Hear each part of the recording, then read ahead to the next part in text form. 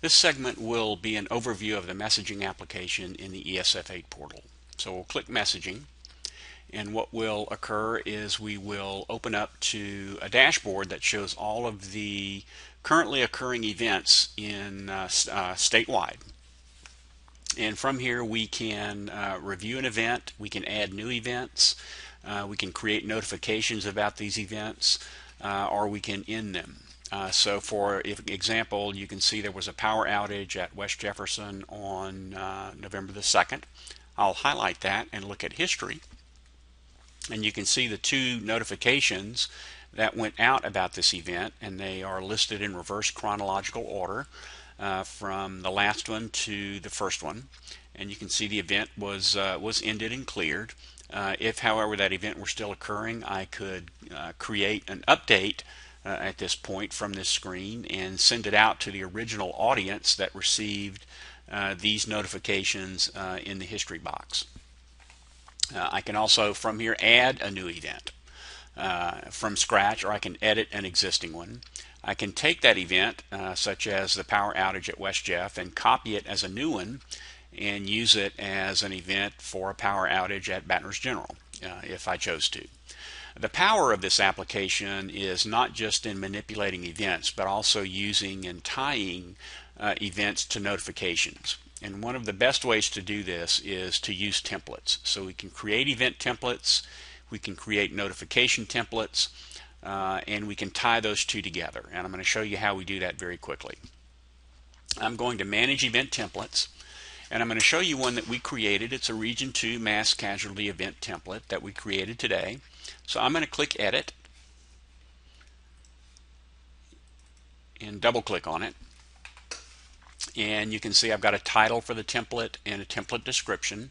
The default name and default description are what are inserted in these boxes if I created an actual event out of this template. So because this is a template and not a real event, I don't know what's going to happen, so I'm just putting a default message of insert event description here.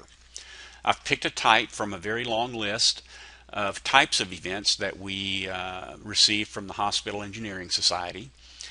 We can also give sounds, different sounds to events, so I can change the sound to a ringtone. I can change the associated image with it to a medical image. I can change the event color, and I can change the type of the template.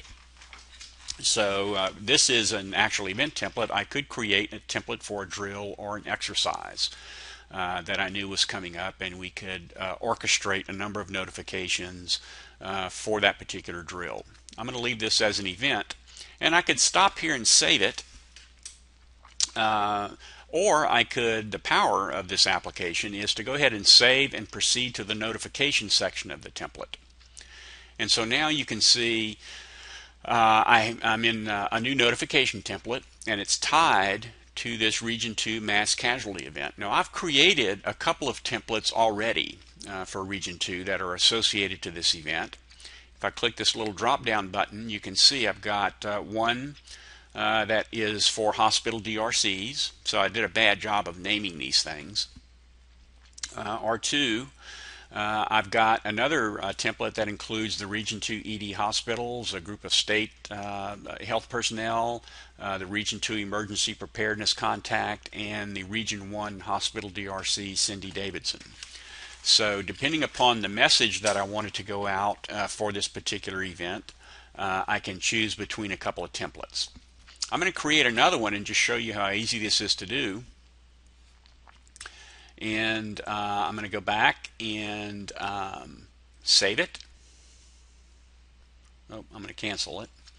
And I'm going to go back and edit, make sure I'm in the right selection, the Region 2 mass casualty event, and I'm going to click Edit.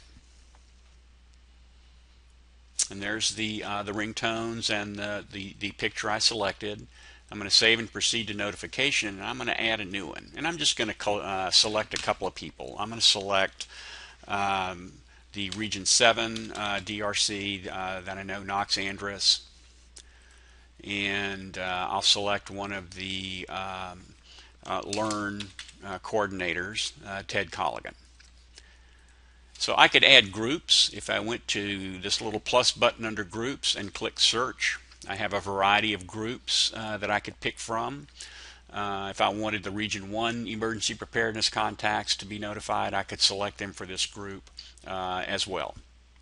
You'll see the number of groups and types of groups grow over the next 2 to 3 weeks as we begin assembling some kind of standard groupings of people for each region. I'm going to go ahead and cancel this and go ahead and give this a title. And this is Region 2 Mass Casualty, if I can spell, Template 3. And I'm going to just type insert message there, and I'm going to pick a delivery method. I'm going to pick everything. Since this is a mass casualty event, I want to make sure that people get the message. And then I'm going to click Save. So now if I go to this event template and I edit that template, I have the and proceed to the notification template, I've now got 3 that I can choose from, and there's the template 3 that I just created with those 2 people in it. So I'm going to cancel out of that, and let's suppose that a real event does occur. There is a massive car accident on I-10 near Bluebonnet, and I want to create an event out of this template. And so I could come to make sure that I'm in the event template section, which I know I am by reading this little tab here, and I can click this Create Event button. And these are the template names and titles, but you remember the event name came from that template, and the event description came from that template. So now I can say there is or has been a massive bus accident near the Louisiana Mall, or near the Mall of Louisiana. Expect up to 50 victims. And let's just say that's my first information I know. So this is my description of the event. I could put street addresses if I wanted to. I'll put in, since this is Baton Rouge, I can put in Baton Rouge. If I knew the latitude and longitude, I could. I'm going to save and proceed to the notification. And here's where the power of those templates comes in. I can select my first group, which is the hospitals, some state people, and the emergency preparedness people, and say, hey guys, big bus accident on I-10, get ready. Or whatever I chose to and needed to say about this particular event at this time. My delivery methods are all chosen. The people that it's going to are all chosen. If I click send, that notification goes out to these people. Since I don't want to do that, I'm going to click cancel, and it's going to bring me back to the event template screen. If this were a real event and I click save and send, I can go to manage events, and if I would have sent a notification, I could look at history and see the notifications that I sent out. Since I canceled the notification, although we created the event, I didn't send any notifications out.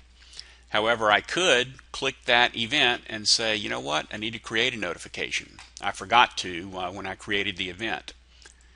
I can go select from one of my templates. Let's say this is my first one. I just wanted to send it to Ted and Knox, and I want to say, you know, just be prepared for hospital transfers, or whatever the message would be. My pre-selected method's already there. I click send, they get the message. I'm going to click cancel. I can, at this point, since I'm in the event screen, I can edit it again, or I can end it. So you have a lot of power between creating an event template, creating notification templates, and then doing updates either from the event screen or from the notification screen. I want to also show you the broadcast results screen. This is a list of all the notifications that have gone out since the production site was activated. and I want to show you the broadcast results view. So I can pick the notification that I sent out. I'm going to send, this is the last notification that I sent out about the WestJeff power outage. And so I'm going to highlight it and then click view. And I can get a sense of, we sent it out to 97 people. But at that point in time, only one person confirmed. So if this were a real event, I'm going to go ahead and close this. And I can, for example, look at this school bus accident, click view. I can watch in real time. I sent this out to myself as a test, and I confirm the message. You can watch this view and these numbers change as people confirm receipt of the messages, either by email or by phone or by text.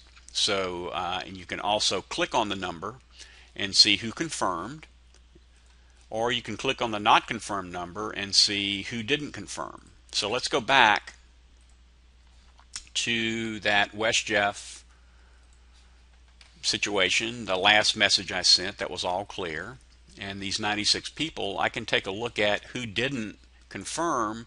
And if some of these are people that I really want to make sure got the message, I can know whether or not they did confirm, and I can try to reach them again. So it's a very powerful screen that you can watch in real time. After you send a notification, you can watch these numbers change. It checks the notification server about once a minute. So every minute these numbers will update, and you can see in real time who's confirming and who's not confirming.